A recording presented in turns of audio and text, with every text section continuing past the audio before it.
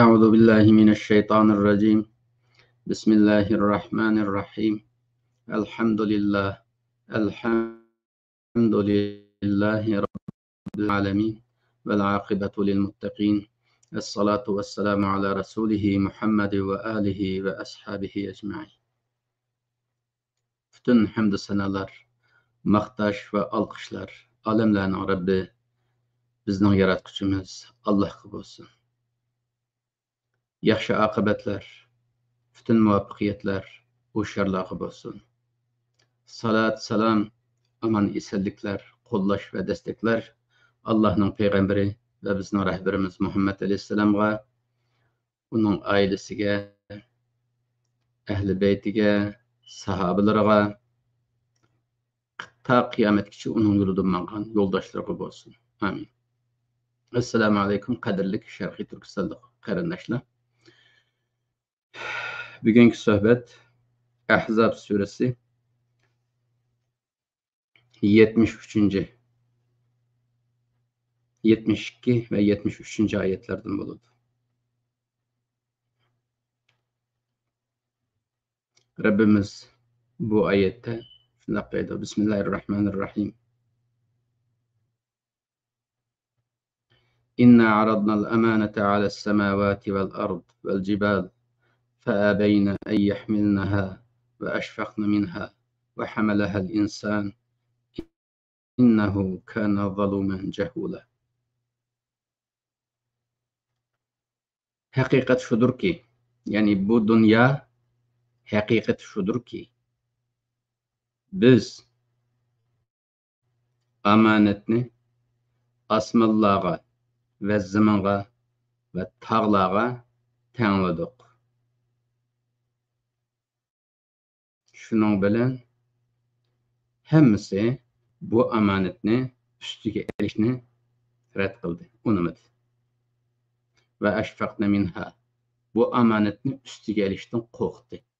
Bu amanetnin eğirliğinden, heybetinin yüksekliğinden korktu.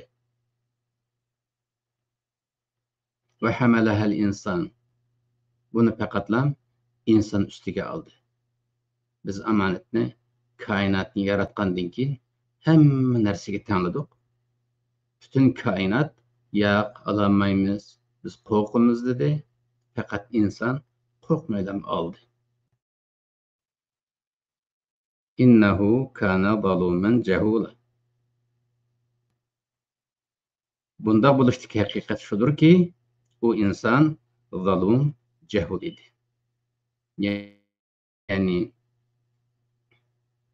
zalim qatish,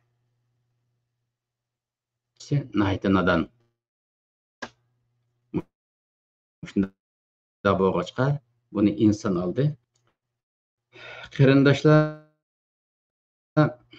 bu oyatni bugungi suhbat temiz qilishimizning sababi tunginki oyatda so'zlangan haqiqatning tushundirilishining davomi bo'lg'achqa shunday qildik. Tunginki oyat nima deb bitgandi? فقال لها وللأرض ائتيا طوعا أو كرها قالتا أتينا طائعين diyent. Sure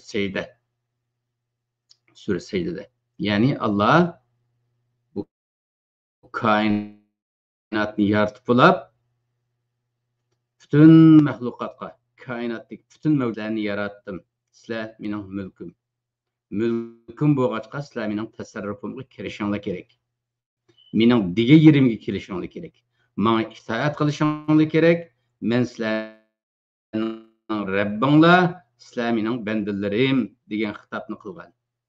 Qilgandan keyin Allohning huzurida turib, Allohning dargohida turib, Allohning qudratini his qilg'iliq holatda, Allohning kuchini, Allohning azamatini, Allohning marhamatini, Allohning bütün asmosi va sifatlarini his qilgan holatda turib, hammalar nima dedik? Qalata atayna ta'iin. Hammasi dediki, biz itoat qilgan holda o'z ixtiyorimiz bilan kelamiz dedi. Nima uchun bundoq dedi? Chunki Alloh va'da itiya taw'an aw karhan. Ya o'z ixtiyori bo'yicha kelasizlar, chiroyliqcha, hurmatinglar bilan, yoki bo'lmasa mening qudratim va azmatim bilan majburiy kelasizlar mening degan yerimga. Çünkü men Rabbul Alemin boğaçqa vedik kanuniyet, minin kanuniyetim buludu. Vedik söz, minin sözüm buludu. Vedik akıdığan, işleydiğin kanuniyet, minin kanunum buludu. Mecbur olsun mu, ihtiyari olsun mu, kelisiz digeçke. Hemmimiz Allah'ın huzurunda boğaçqa, hemmimiz qarı qoyaq, biz öz ixtiyorimiz bilan kelimiz degan edik. Biz bunu dedik da maxluq sifatimizda. Allah xaliq sifatida. Bizning og'zaki gapimizga ishonib ketamdi. Allah biladi-ki, biz ixtiyoriy bo'yicha kelimiz dedik hammamiz deganlarning nurg'unlari gapida to'maydiganligini biladi. Yalg'onchi ekanligini biladi. Huzurdan ayrilgandan keyin dergahdan ayrılgandan keyin gapida to'maydiganligini biladi. Bilgechke Allah onu derhal ikkinchi qatam ko'tab, unda o'g'anda, ey koinot, ey mening bandalarim, mana amanet. Ma amanatni, mush amanatga xiyonat qilmay, mush padisda davom qilsanglar, siz degan bo'yicha ixtiyoriy bo'yicha kelimiz deganinglar bo'yicha isbotlagan bo'lasizlar, mukofotlanasizlar. Agar uningda turolmay qolib qolsanglar, gapingda turmay qolib qolsanglar, vafosizlik qilganliging uchun buning jazosi bor. Buning jazosi jahannam bo'ladi deb tushundirgachga. Amanatning mas'uliyati va majburiyati bo'lg'achqa. Buni hamma koinot tushungachga va hammadan ammadi. Chunki qarindoshlar amanat degan va'da. Biz Uyg'urcha qo'llanimizga amanat, hech kimga amanat berib turamiz. Uni shu vaqtida shu padisda qaytsa amanatga sodiq inson deymiz. Qaytmaganda amanatga xiyonat qildi deymiz. Amanatga xiyonat qilish munofiqlikning alomati. Shuning uchun Alloh bizning sodiq yoki munofiq ekanligimizni oshkorlash uchun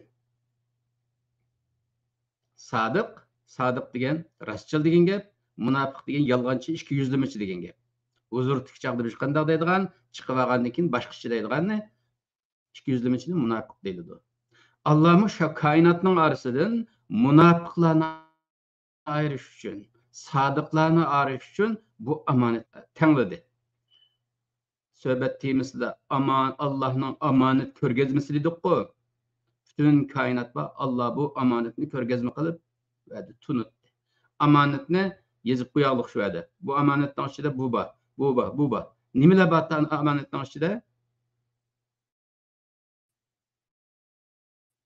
Allah'ın isteklerinin hem kılısız deydiğen, mani, benim namımdan kılısız deydiğen isteklerinin hemisi var. Yana ma'ni qilmaysiz deydigan Allohning chekilgan narsalarining hammasi bor. Mushuni qilsangiz, men degan bo'yicha, amr qilgan bo'yicha qilsangiz, o'zingiz sodiq bo'lasiz. Amr qilingan bo'yicha qilmasangiz, xoin bo'lasiz, munofiq bo'lasiz deb shu yerda tushuntirilgan amonat ko'rgazmasida. Butun koinot buni tushungan. Buningda nima uchun qo'rqidi desa, qarindoshlar, u Allohning dargohida Allohning qudratini, azmatini his qilib turganlar zaten davom hech qachon Allohga osiylik qilmaydi. Alloh yana bu shu amonatning ichiga shunday tushuntirdik. Sizlarni men sinash uchun boshqa bir yerga evataman. U yerda hozirgidek mening huzurimda bo'lmaysizlar. Alimu shahada dediğim bir yer var. O yerda o'zinglar yashaysizlar. O'zinglar o'z irodanglar bilan mening hukmimni ijro qilasizlar. Sizlarga men mustaqil iroda deydigan bir narsa beraman, juz'iy ixtiyor iroda deydigan bir narsani beraman. Sizlar shu irodangni qo'llanib, mening nomimdan boshqarsizlar, mening amr farmonimni ijro qilasizlar degan amonat bu. Bu amonatning ichida insonga berilgachga bu amonat taş insanın kimligi mi var? Biz men deymiz-go, menlik kimligi aş amonat degan. Cüz'i ixtiyor deymiz, irade deymiz. Esli bu irade ve cüz'i ixtiyor normalda bir kimlik sahibi buludu. Men, biz nefs deymiz go. Amanet nefs şu. Allah degen şu çağda bütün kainatqa men sizlarga nefs berme. Bu nefs sizlarning kimliginglar buludu. Kim ekanligingni isbotlaydigan bo'ladi. Bu nefs öz menfaatingdagi cho'g'tatadigan bir sistem bu nefs degan. Nefs davomliq öz sizlarning menfaatingning tarafida o'ylaydi. Davomliq sizlarga oson bo'lganni, sizlarningki huzuringizga, lazzatingizga kelganni, sizlarning yaxshi ko'rgan narsanglarni bu nefs tanlaydi. Ammo men üzemning yaxshi ko'rganlarimni tanlayman, üzemning yomon ko'rganlarimni va'da cheklayman. Shuning uchun bir tarafda men bo'laman, sizlarni kontrol qiladigan, ey maxluq, ey bandam. Men Rabbul alamin sifatida sana bergan amr farmonim ma'vu, buyruqlarim ma'vu, cheklaganlarim ma'vu, ma'ni qilasan deb men bir tarafda turaman. Nefs degan sizlarga berilgan kimlik u yüzü taraf katip, bu Allah'ın digine bizning menfaatimizga to'g'ri kelmaydi, biz o'zimizning menfaatiga qarashimiz lozim. Bu nefs menfaatiga, shaxsiy menfaatimizga to'g'ri kelmaydi ekan deb, o'z menfaatimizga to'g'ri kelmaydi ekan deb, u boshqa tarafga tortadi. Shuning uchun nefs boshqa tarafga tortadi, Alloh haq tarafga tortadi. Shunday ahvolda sizlarda iroda deydigan bir cüzi ixtiyor bo'ladi. Mush irodani qo'llanib nefsingizga qarshi va shaytonga qarshi shu vaqtdagi sharoitdagi dushmaninglarga qarshi urush qilib, mening amr farmonimni joyiga kelsanglar, sodiq bo'lasizlar. Agar nefsinglarning keyniga chirib, nefsinglarning strategiyalik muttafiqi bo'lgan shaytonning keyniga kirib, anki shaytonning xodimlari bo'lgan shu chaqdagi dushmanlaringlarningki keyniga kirib, mavi asanken, uken, buken deb öz menfaatingni tanlab qolsanglar, xatarli bo'ldi, chaqda munofiq bo'lasizlar, xoin bo'lasizlar. Buningki oqibati bek ig'ir bo'ladi, jahannam bo'ladi. Qazansanglar mana mavi jannat.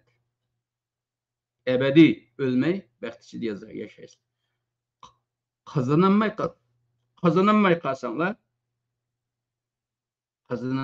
qolsanglar, buning oqibati bek ig'ir bo'ladi, jahannamga kirsizlar deb shunday tushundirilgandan keyin bu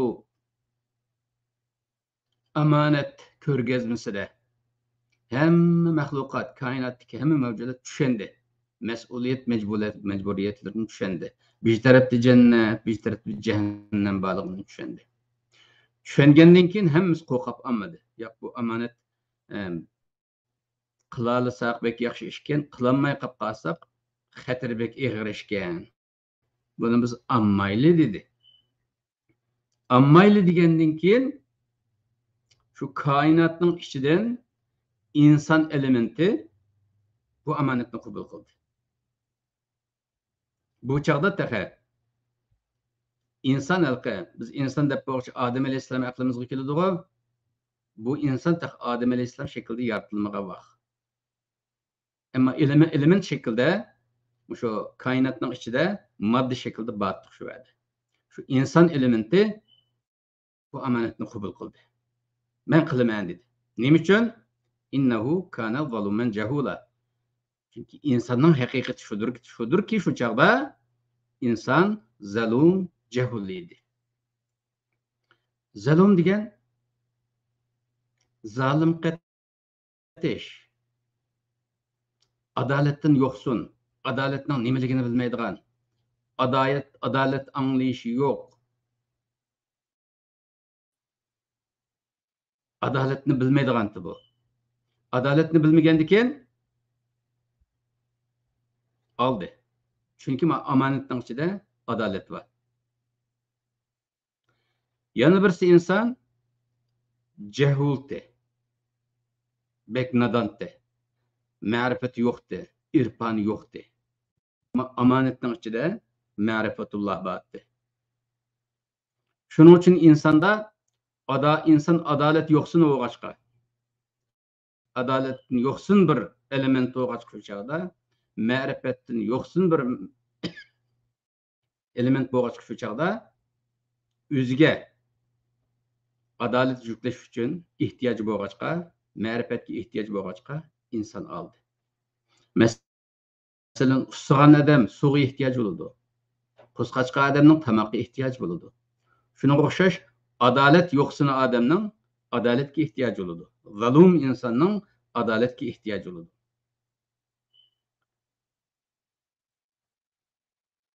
Cehul insonning ma'rifatga ehtiyoji bo'ladi. İnsan elementi tüvellep aşınaq cehul, zalum holatga tushib qolgandan keyin bu amonatning ichida ma'rifat va adolat bo'lg'achqa inson buni qabul qildi. Shuning uchun inson qabul qilgandan keyin Alloh insonni tamom sen xalifa bo'lding deb xalifa qilib tanladi. Xalifa degan mening nomimdan ash bag'a yeringda dunyoni sen so'raydigan kishi degan gap. Xalifa degan izbasar degan gap qo'y arabchilikka xalifa izbasar. Mesela Hazreti Ebu Bekir'in halife deymiz. Resulullah'ın izbasarı. Ondan keyin Hazreti Ömer deymiz. O Ebu Bekir'in izbasarı. Halife degan izbasar degan gap. Allah'ım şunun için da insanı yaratadigan çağda inni ja'ilun fil ardi halife dedi. Ben bir izbasar qilib chiqaman. Izbasar yarataman dedi qo'y. Nimaga izbasar? Bu halife, bu inson Allah nomidan dunyoni boshqaradigan bir məxluq insan.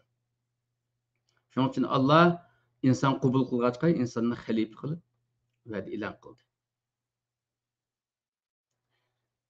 Xalifa qilib e'lon qilgan vaqtida anadaki vazif sifatida nima vazifa va'da insonga Allah bilan bizning aramizdagi muomalada ma'rifatni shart qildi. Ey inson, men qarshi ma'rifat bo'lsan, irfan sahibi bo'lsan, arif bo'lishing kerak. Meni tunishing kerak. Meni e'tirof qilishing kerak. Mening deganlarimni ma'ruf deb bilishing kerak. Mening cheklaganlarimni munkar deb bilishing kerak.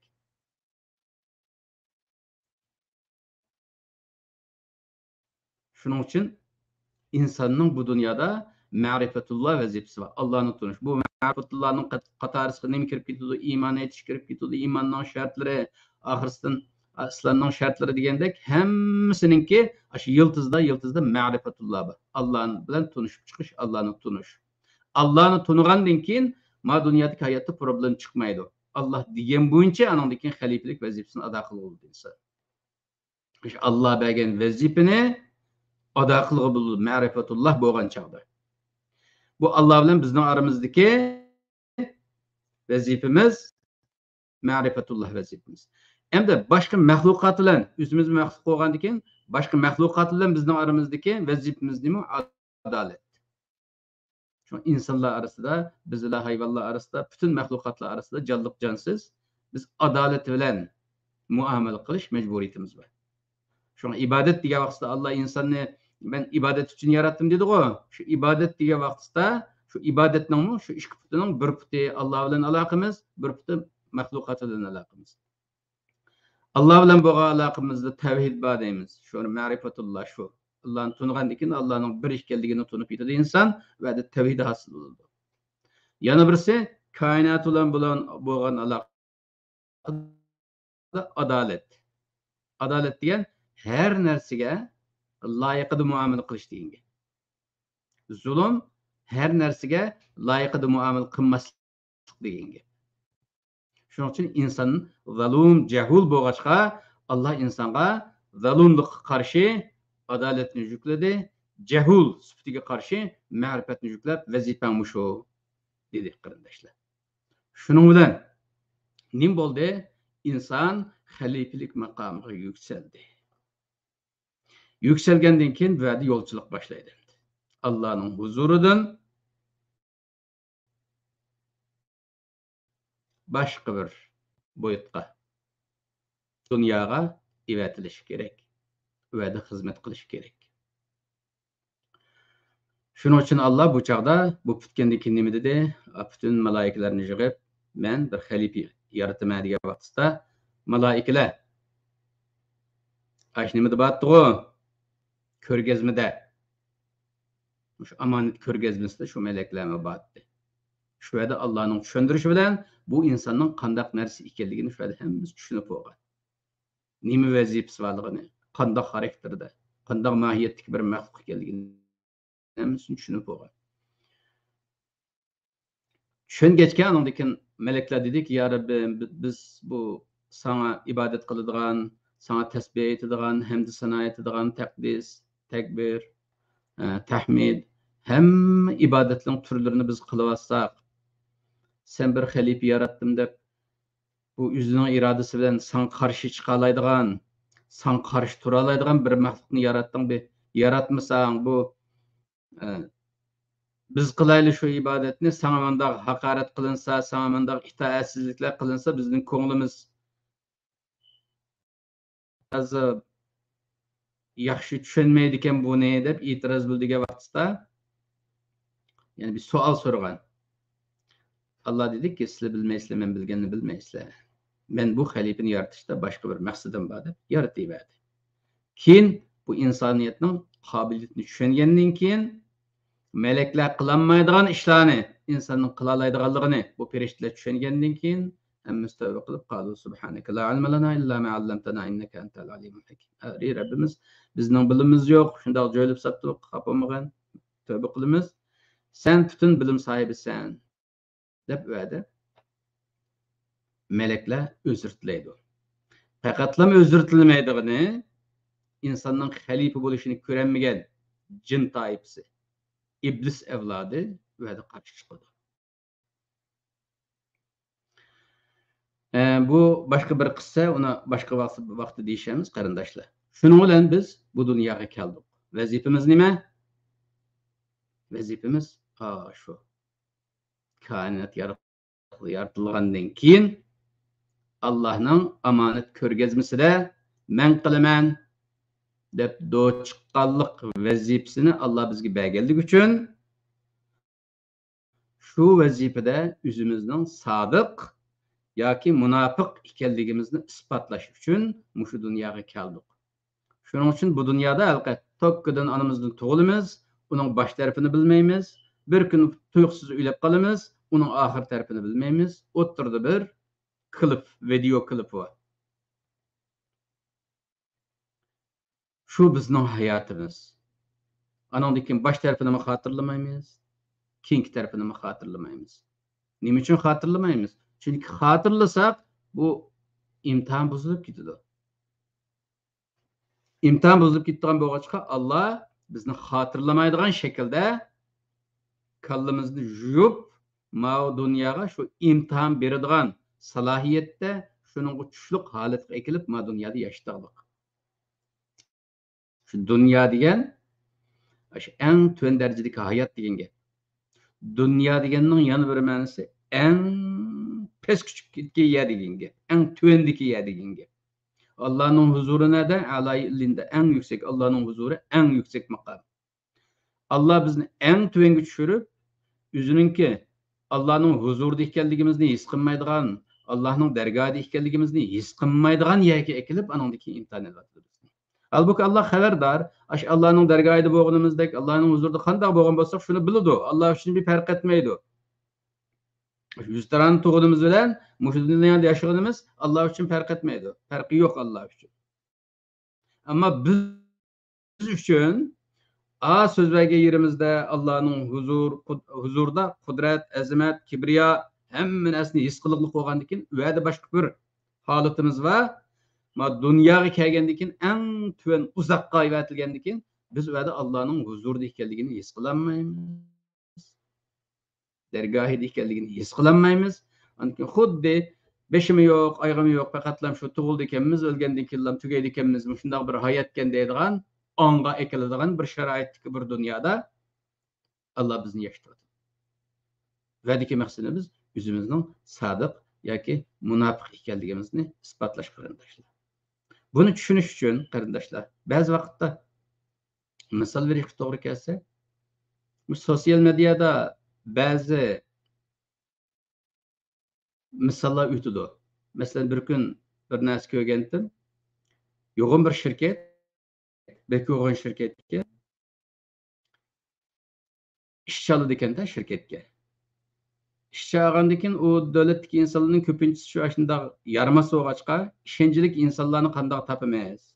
Bu iş ilanı berip boğaçı, minglarcha adam keledi eken, işqa aladi ekanmiz, hemimiz o'g'ri yanchoq chiqdi ekan, xoin chiqdi ekan, bu shirkatni yaljitmaydi ekan.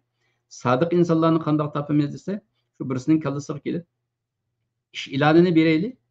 Berib mushu mahallaga kelganda, mushu shirkatninki, mushu qora doirasiga kelganda, yaqin yerda shundoq sinaylik haqlarni imtihon qilaylik deydi ekan. Qandoq qilamiz desa, mushu eng ishonchli o'zimizning shirkatning yo'g'ini odamlari, shirkatning patronlari, ishga oladiganlar.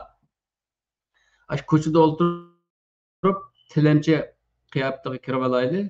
Shu tilamchi qiyofatda hamda tilamchilik qiladiganlar asosan meyib qiyofatda bo'ladi ekan. Ko'pincha holatda ko'z ko'rmaydigan bo'ldi ekan bo'ldi. Shunday holatga kirib olib, insonlar kelganda ekanlar, quloqda nima bor, so'zlashib turadigan narsalar bor. Yuqorida kamera bor, to'rt tarafda shirkatning odamlari bor. Qaysi iltimos qilgan odam nerdan kelyotidi? Randevu berdi-ku, falani kuni keling deb. İşga alamiz deganning hammasi o'xshash kunga, o'xshash vaqtga randevu olgandan keyin to'rt tarafdan keladi ekan. 2 minut, 3 minutdan farqli holatda. Mayib odam o'tirib, asli o shirkatning patronlari. U bulungda, bu bulungda o'tirib, oldida tilamchilik qilib o'tiradigan gap ekan. Tilamchilik qilib o'tirgandan keyin shu odamni shunday yaqinlashgandan keyin nimaga tilamchilik qiladigan pul qo'yadigan nimaning ichiga $100, $200, $300 tashlab qo'ydi ki yanchoqdan olib bilan. Xuddi haqli ko'chdagi odamni berib qo'ygandek. Anında $300 tuğan ama bu adamın ko'zi ko'rmaydi. Hal kishi bunda ketib ko'mig o'ltirsa, pul veren ehtiyojim bor deb vaqirib qo'ydi ekan, bunda qarasa ko'z ko'rmayotgan, ammo oldidagi dasta $300 pul tuğan. Shundan to'rt taraf qarasa hech kim yo'q. Uni elvasi o ko'radim, uni ko'rmaydi. Shundan asta keliblam pulni oliblam ketdi ekan. Mushunda sinalgan insonlarningki pulni olib qochadi ekan. Pulni yanchoq qiliblam, shirkatga chiqamiz, ish qilamiz, randevumuz bor. Uning qatoridan besh kishi 10% adam axloqli odamlar o'tib qoladi ekan. Voy aka, meni pulni menda qo'yib qo'ysang, haq olib qochadi. Miyada mancha $100 pul bor ekan, buni yanchoqqa solib ol deb, elib qo'liga tutqizib, yanchoqqa haq ko'rmaydigan yerga solib ol deb qaytirib birdi ekan pulni. Andan keyin bu tugagandan keyin, bu divan qiyofatdagi insonlar rasmiy patron shaklida ishchilarni qabul qilish o'rniga keladi ekan. Uada andan keyin yuziga soladi ekan. Sen ishga ilinding, sen ilinmading degandan keyin. Nima ish qildi desa, andan keyin ko'chada bo'lgan ahvolni deb birdi ekan. Sen o'g'irlik qilding. Xoinsan. Chunki bu shirkatga xoinlarni olmaymiz deb va'da rasvo qildi ekan. Sodiq pulni va u haqlayla olmasin deb qaytirib berganlarni ishga oladi ekan. Bu misol naq bizningki mushu dunyodagi hayotimizga tushadi qarindoshlar. Alloh bizni mushu dunyoga ekib qo'yib, mana hozir yashayapmiz.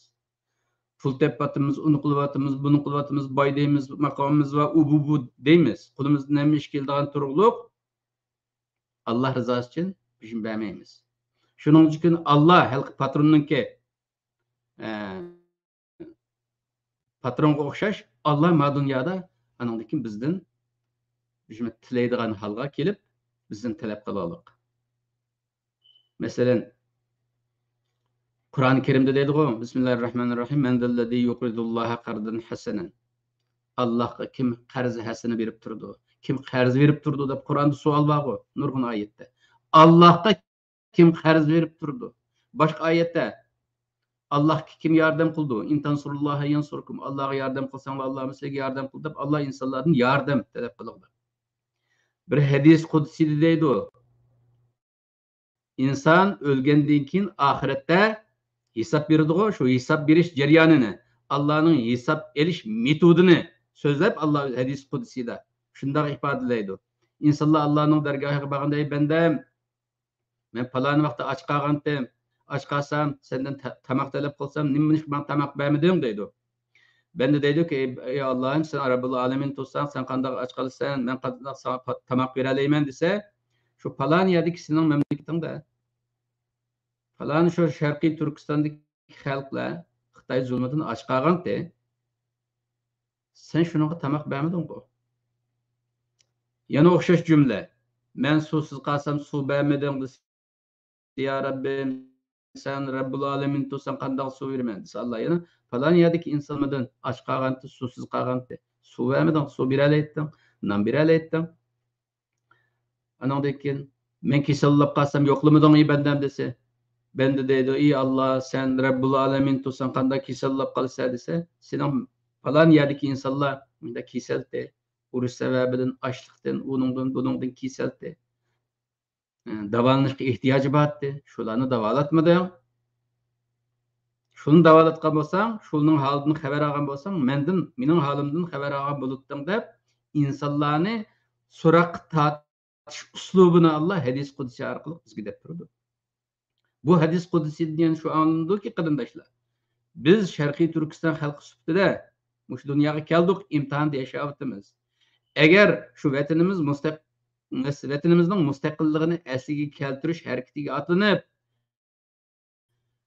şu vatan uchun, şu mazlum, şu irqiy qirg'inchilik ostidagi şu xalqimizga yordam qilmasak, qo'limizdan kelganini qilmasak, Alloh hisob oladigan yerda, shu vatandagi insonlarning ahvolini yuzimizga selish orqali o'z xalqing manda tug'an to'sa nima qilmadi?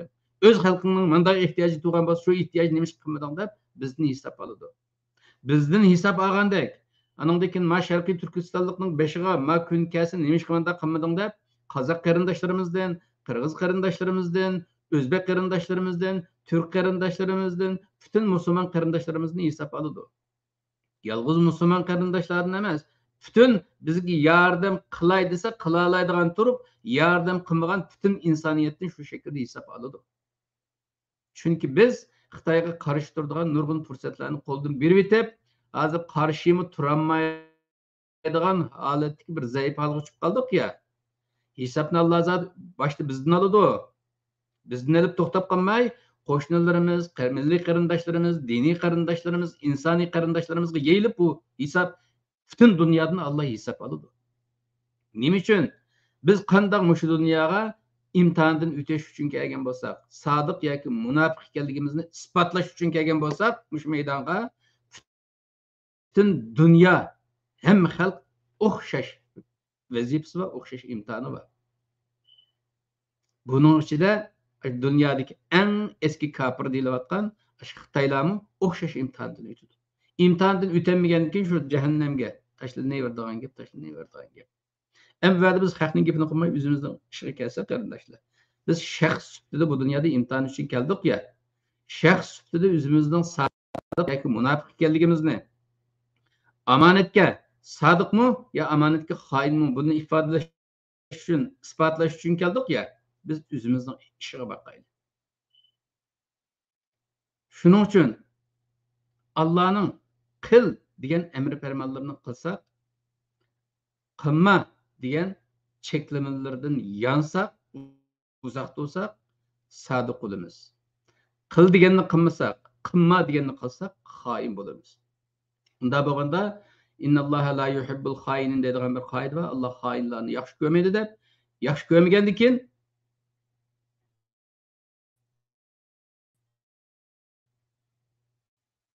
yardım yaxshi ko'rmagandan keyin duoimizni ijobat qilmaydi, ibodatlarimizni qabul qilmaydi. Chunki duolarimiz va ibodatlarimiz hammasi saxta hisoblanadi. Chunki bir tarafdan Allohga asiy bo'lib turing, bir tarafdan Allohga duo qiling. Qarshi ishlarni qiling, bir tarafdan Allohga duo qiling, ibodat qiling. Halqa ziy yetmaydigan ibodatlarni birinchi o'rinda turib qiling, ibodatlardan uzoq qoching. Manta insonlarga Alloh ega chiqmaydi qarindoshlar. Shuning uchun Alloh bizga ega chiqsin dedi ekanmiz. Chunki Allohning degan yeriga kelishimiz lozim. Atayna ta'iin deyishimiz lozim Allohga. Kainat yaratilgan chaqda deganimizdek ixtiyoriy bo'yicha keldik degandek, mushu dunyodami o'z ixtiyorimiz bilan, o'z irodamiz bilan Allohning qil deganini qilishimiz lozim, qilma deganini qilmasligimiz lozim. O'z irodamiz bilan Sharqiy Turkistonning mustaqillik müstakilligini esliga keltirish hareketiga öz irademiz bilan qatnashishimiz lozim qarindoshlar. Muşu dünyada, muşu hayat vaqtimizda. Allah bizlarni aşındaq sadiqlardan qilib etsin. Munafiq bo'lib qolishdan öz panohida saqlasin. Vaqt munosabati bilan shada to'xtaylik. Allah bizni yaşagan müddetçe İslamiyet'in ülüdüğün çağımızda iman ve tövbeden ayrılmasın. Subhan rabbike rabbil izzati amma yasifun ve selamun alel murselin velhamdülillahi rabbil alemin.